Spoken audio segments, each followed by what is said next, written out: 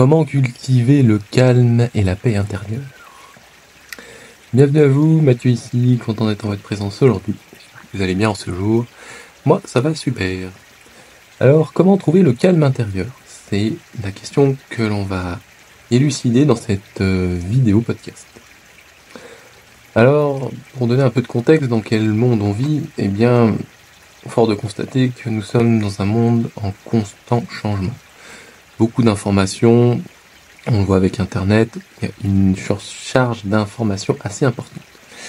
De distractions, on comprend bien quand on va dans les villes, combien de choses attirent notre attention, et tout ce chaos qui règne n'est pas forcément propice à notre calme et notre paix intérieure. Et donc, bien sûr, les conséquences de cet environnement, j'en parle un petit peu, ça nous demande d'être beaucoup réactifs, de devoir réagir pour justement rester en paix. Autrement, on perd notre paix et notre calme, et ça entraîne bien sûr ce qu'on en sait, de la frustration, du stress, et pour certains peut-être de la dépression, voire des fois burn-out. Donc dans cette vidéo, on va partager quelques conseils pratiques pour appliquer au quotidien des techniques afin de rester en paix, ou trouver cette paix intérieure, ou ce calme dans toute cette agitation que l'on voit autour de nous. Alors, première partie, pourrait-on dire, comment on pourrait comprendre le calme? Eh bien, c'est simple. Tout d'abord, le calme, d'où vient le calme? Le calme, tout simplement, il vient de l'intérieur. Le calme ou la paix ne sont pas des sources externes que l'on trouve dans ce qui nous entoure. On comprend bien que le calme, si on veut trouver le calme, généralement, c'est quand on regarde à l'intérieur de nous, tout simplement. Et ça, peu importe ce que vous vivez ou ce que vous faites, si vous regardez bien correctement à l'intérieur de vous, vous pouvez trouver ce calme ou cette paix. Donc, un autre point par rapport au calme, c'est aussi que le calme n'est pas une absence de pensée. Souvent, on associe que le calme, c'est quand on n'a pas de pensée. Pas vraiment. Et ça, tout simplement, pour la raison suivante, c'est que le calme ne réside pas dans le fait d'avoir un esprit vide. Être paisible également. Et on comprend bien. On peut avoir des fois des pensées qui apparaissent, mais est-ce qu'on arrive à rester calme malgré ces pensées? Et c'est justement ce point-là. C'est-à-dire que le calme ou la vraie sérénité consiste à ne pas réagir à ces stimulations. Donc on comprend bien que le calme est bien quelque chose qui est présent, qui ait des pensées ou pas. Un esprit vide ou non. Et un autre point aussi par rapport pour bien comprendre le calme, c'est pourquoi nous réagissons par rapport à tout cela et comment on peut changer ça. Tout simplement, si on réagit à ce que nous voyons, entendons, goûtons, sentons, pensons, voyons, c'est tout simplement parce que c'est des stimulations et que nous pensons que tout cela sont à nous. Que le fait d'être associé à ces choses que nous percevons au travers de nos sens, ce sont nous. Et donc, de ce fait, on y réagit. Je pense donc je suis, pourrait-on dire aussi, d'un certain auteur très connu. Mais non, en fait, en vérité, en réalité, nos pensées ne sont pas nous. Nous ne sommes pas nos pensées. Et le fait de simplement de savoir ça, nous aide déjà à comprendre ce que c'est que le calme. Si vous voulez une petite analogie pour voir un peu ce que c'est que le calme, eh bien c'est tout simplement toutes ces pensées qui sont comme des nuages, qui vont, qui viennent, qui tourbillonnent, qui disparaissent, apparaissent, et voilà, tout simplement. Et nous, on est un petit peu comme ce ciel, on est cette grande étendue, et les pensées sont des nuages qui passent en nous, voilà, tout simplement. Alors, on voit tout de suite aussi la référence qu'on peut avoir des fois dans notre quotidien par rapport au ciel, quand il pleut et qu'on est à bougonner ou à blâmer le temps parce qu'il pleut, il dit mince alors il pleut. Et ou alors quand il fait trop chaud, on se dit mince il fait trop chaud, n'est-ce pas? Et on veut des fois peut-être souhaiter plutôt qu'il fasse beau quand il pleut ou quand il fait chaud, qu'il fasse un peu moins chaud. Donc voilà, ça c'est aussi faire attention à ça pour justement voir que notre réalité est bien autre. Et donc la pratique de la non-réaction, qui consiste simplement à observer ces pensées qui apparaissent, qui peuvent être de la colère, de la jalousie, de l'avidité, de l'ignorance, de la haine, pour les négatives, et se poser la question intérieurement, est-ce que je devrais réagir à toutes ces pensées? Honnêtement, est-ce que quand j'ai une pensée de colère qui me traverse, est-ce que j'ai envie d'y réagir? Et puis, se rendre compte qu'il est normal d'avoir des pensées, positives ou négatives.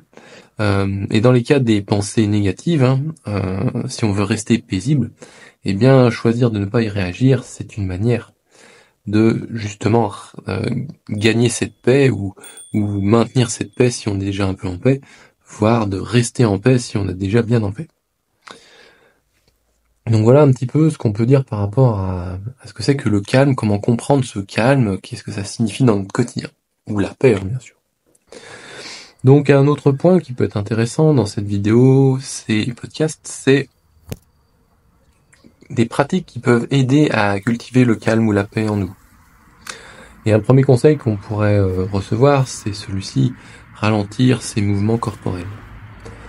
Très simplement, le fait par exemple d'écouter ce podcast vidéo podcast, eh bien, vous pouvez faire de 2 actions en une, c'est-à-dire écouter ce podcast et en même temps faire autre chose. Mais c'est pas forcément ça qui est donné dans ce conseil, c'est-à-dire quand on fait quelque chose, on essaye de faire juste cette chose et pas plus, voire même ralentir ce que l'on fait. Au lieu d'aller un peu trop vite, de faire la même chose un peu plus lentement, peut-être qu'on va être apaisé ou calme en faisant cette chose. Et tout ça, c'est assez simple à comprendre, c'est le lien du corps et de l'esprit. Quand on synchronise le corps et l'esprit, eh bien on développe cette profondeur en nous et ça nous permet de goûter à l'instant présent et à faire les choses correctement. Et bien sûr, on peut comprendre aussi que quand on a des pensées qui viennent nous agiter dans notre corps, eh bien notre corps devient paniqué, si c'est des pensées de panique. Et à l'inverse, si notre corps est beaucoup agité, notre esprit au bout d'un moment ne sait plus où donner de la tête. Et on comprend bien pourquoi. Donc encore une fois, le fait de ralentir volontairement nos mouvements pendant des moments dans notre journée, par exemple avant d'ouvrir une porte d'une pièce, simplement prendre conscience qu'on va mettre la main sur la poignée et qu'on va tourner la poignée, eh bien ça peut aider justement à peut-être faire redescendre cette agitation qu'on peut avoir temporairement en nous. Bien sûr, vous pouvez trouver d'autres exemples dans votre quotidien, c'est à vous de voir. On pourrait très bien citer être devant une tasse de thé ou de café et marquer un bref instant juste à observer cette tasse fumante et nous rappeler l'instant présent. Des bénéfices à cela, on comprend bien, quand on ralentit ce processus de pensée et qu'on laisse notre corps s'apaiser, eh bien ça nous laisse le temps d'observer, de contempler et de se rendre compte aussi de notre environnement dans lequel on est. Peut-être si on est au travail, les collègues qui sont en train de parler de choses et d'autres, ou peut-être l'agitation dans l'entreprise, parce qu'actuellement il y a peut-être un peu d'agitation, ou toute autre chose dans d'autres contextes qu'on peut tout à fait bien imaginer aussi. Ou observer, si vous êtes dans cette situation. Donc le fait de ralentir, on se met en retrait, on contemple les choses, et naturellement le fait de ne plus être pris par ces choses et d'être simplement le spectateur ou l'observateur, un peu comme quand on regarde la télé, eh bien ça nous aide justement à décompresser, simplement à juste être là et à regarder le film se dérouler, ou la scène se dérouler, ou les collègues qui sont en train de résoudre un problème épineux entre thé ou café. Bref, vous avez compris. Et puis le conseil qu'on pourrait trouver aussi dans nos pratiques quotidiennes pour cultiver ce calme, c'est tout simplement la méditation, en respirant tout simplement. Alors il y a des grands maîtres qui ont enseigné cela, comme le Bouddha Shakyamuni, et puis d'autres pratiquants bien sûr. Et on comprend bien l'intérêt de méditer. Tout d'abord, avant d'aller au bienfait, c'est de comprendre le principe. Quand on médite, eh bien on réduit une charge de pensée simplement en observant le mouvement physique d'inspiration et d'expiration. Quand on passe à l'action de cette manière, eh bien on développe une attention sur notre respiration et notre expiration. Et ça permet justement, une fois qu'on s'y entraîne, à rassembler notre esprit sur un point en nous, qui est la respiration, et ça nous permet de nous apaiser, d'être plus paisible, et justement sans action supplémentaire, non réactive. Un autre conseil qu'on pourrait tout à fait observer aussi, c'est les pensées que l'on peut voir quand on médite.